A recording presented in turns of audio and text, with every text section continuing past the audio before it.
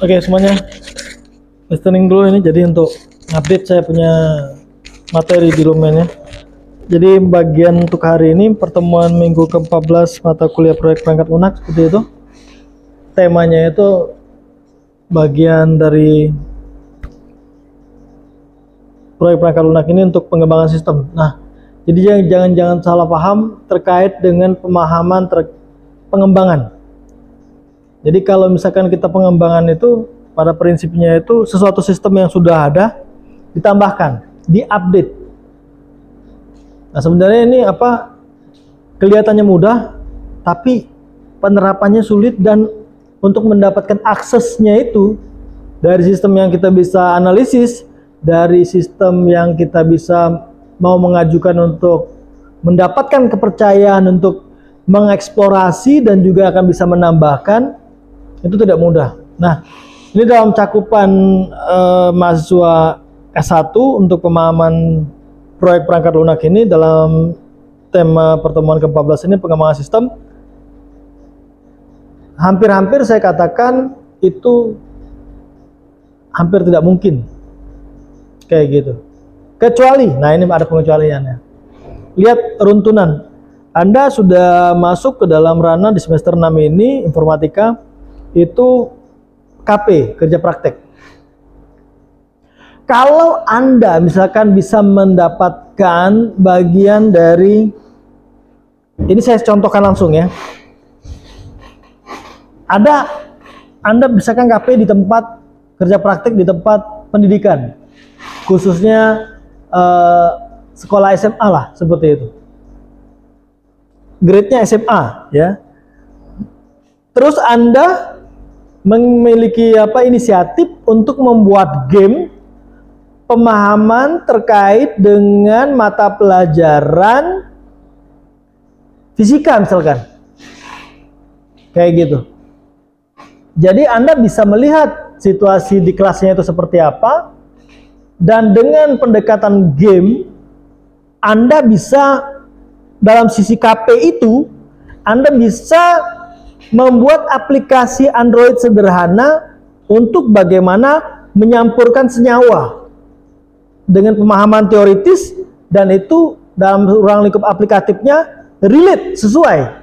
Misalkan teman-teman saya tidak punya keilmuan kimianya seperti itu ya, X temu X jadinya Y misalkan seperti itu. Nah cuma kan ya ini saya nggak ada ilmunya, nggak berani nanti. Tapi saya pernah lihat aplikasi game pembelajaran ya, lebih tepatnya bukan game tapi memang media pembelajaran. Ketika kita mencampurkan X ataupun kimia itu secara simulator, itu bisa menimbulkan apa seperti itu. Nah, tapi ini pendekatan Anda secara game misalkan. Ketika KP itu Anda bukan secara pelaporan konseptual saja, tapi memang benar-benar ada aplikasinya, real aplikasi. Nah, aplikasi ini yang sifatnya offline, kalaupun dia bisa di-online kan, tapi tidak ada historis pengguna misalkan.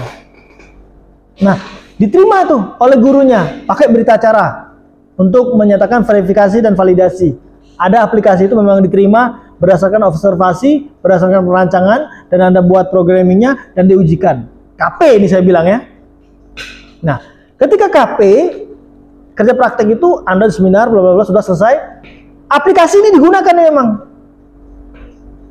Ketika aplikasi itu digunakan, ada mata kuliah metopen nih, metodologi penelitian misalkan. Anda jadikan itu bagian dari proposalnya. Tema yang aplikasi tadi dijadikan proposalnya. Tapi ditambahkan pengembangan. Nanti pada saat Anda ngambil proposal skripsi, Anda boleh menggunakan metode pengembangan sistem itu yang sifatnya mengembangkan spiral, jadi kayak gitu. Jadi dalam sisi proyek Anda punya persepsi proyek ini ada untuk mengembangkan software yang sudah ada, Anda flashback lagi, benar-benar nih dipakai berapa bulan. Nggak usah ngomong setahun lah, saya bilang berapa bulan aja lah. Misalkan satu semester itu 6 bulan, udah nggak apa-apa, historinya itu ada, memang itu dipakai.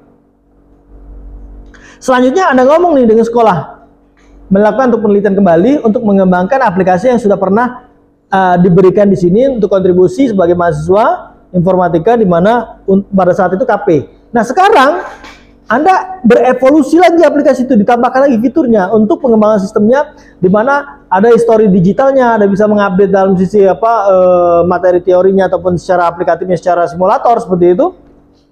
Dan itu boleh dikatakan proyek itu menggunakan pengembangan sistem. Maknanya pengembangan sistem.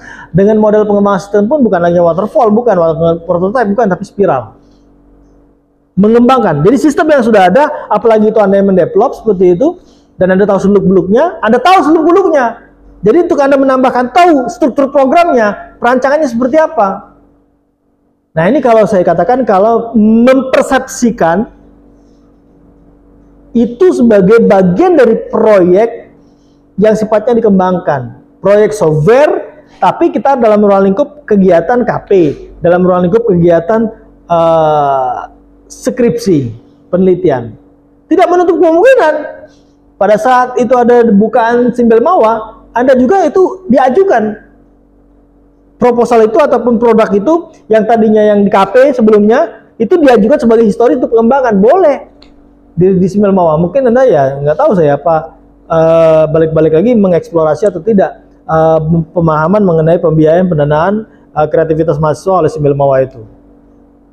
Nah itu bisa dimaknai, diasumsikan dalam sisi perspektif saya, tergantung nanti kebijakan ataupun regulasi, sebagai bagian pengembangan sistem.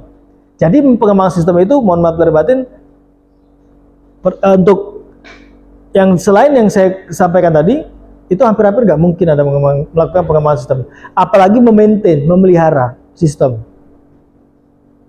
Kayak gitu. Karena kalau Anda mengikuti siklus model pengembangan sistem, ada maintenance-nya, ada security-nya seperti itu, tandanya Anda sync in di situ dong, Anda harus ada di situ. Entah secara offline ataupun online Anda memperhatikan itu, sistem yang berjalan. Ada error kah, ada bug kah, ataupun ada something lah seperti itu. Nah kayak gitu. Dan kata lain, balik-balik lagi dalam sisi proyek perangkat lunak ini, dalam ruang lingkup tema pengembangan sistem itu, proyek yang dimana untuk dikembangkan, asumsinya apa yang saya sampaikan tadi. Kayak gitu. Itu bisa terjadi. Itu bisa terjadi. Lihat, model pengembangan sistemnya itu beda. Bukan yang Anda biasa pakai waterfall, prototype, atau RAD, seperti, tapi pakai spiral. Menunjukkan apa ya sistem yang sudah pernah ada dan apa yang dikembangkan. Baik-baik fiturnya, ataupun penambahan aktornya, tentunya akan menambahkan juga fitur dari sisi software itu. Kayak gitu. Ataupun platformnya. Oh ini tadinya cuma bisa di di Android saja. Walaupun dia bisa online, tapi platform lain ketika dia buka laptop, dia bisa mengaksesnya menggunakan browser misalkan. So itu boleh. Kayak gitu. Cakupan seperti itu kalau Anda terus memberikan evolusi kepada software ataupun karya Anda, yang dimana pemaknaan dalam sisi proyek itu pengembangan. Kayak gitu. Jadi kalau selain dari apa yang saya jelaskan tadi, pemikiran saya, ini jadi pemikiran saya, jadi boleh salah ya. Jadi kalau Anda bisa dapat dari insight dosen lain ataupun pengetahuan lain yang memang kredibel, bisa dipertanggungjawabkan, ya nggak ada apa-apa. Kayak gitu. Jadi kalau untuk pengembangan sistem, balik-balik lagi ataupun Anda melanjutkan sistem yang sudah ada, misalkan dari sisi korporasi ya, perusahaan ataupun institusi saja, susah untuk kita men-touch sistemnya ataupun menyentuh sistemnya, apalagi itu kaitannya ke database. Apalagi itu terkait dengan penilaian kinerja. Susah, karena itu ada bagian dari kerahasiaan sifatnya. Tapi kalau sistemnya itu yang saya sampaikan tadi, Anda yang meng-create, Anda yang mengujikan kepada mereka, dan Anda yang memberikan kelengkapan untuk diverifikasi dan mereka bersedia untuk memvalidasi, dan dalam bentuk laporan dalam sisi penyerahan itu ada pembuktiannya seperti itu, dan itu digunakan beberapa rentan waktu, dan pada saat kegiatan lain di mana Anda melakukan pengajuan proposal skripsi ataupun ranah penelitian, Anda flashback lagi untuk mengembangkan sistem yang sudah pernah ada ataupun software yang sudah pernah ada yang dikontribusikan kepada mitra. Nah, itu boleh Anda kembangkan seperti itu. Jadi untuk pertemuan 14 ini pemahaman singkatnya seperti itu. Karena di lumennya ya lumayan rentang, yang kosongnya lebih panjang seperti itu. Itu terkait dengan materi hari ini.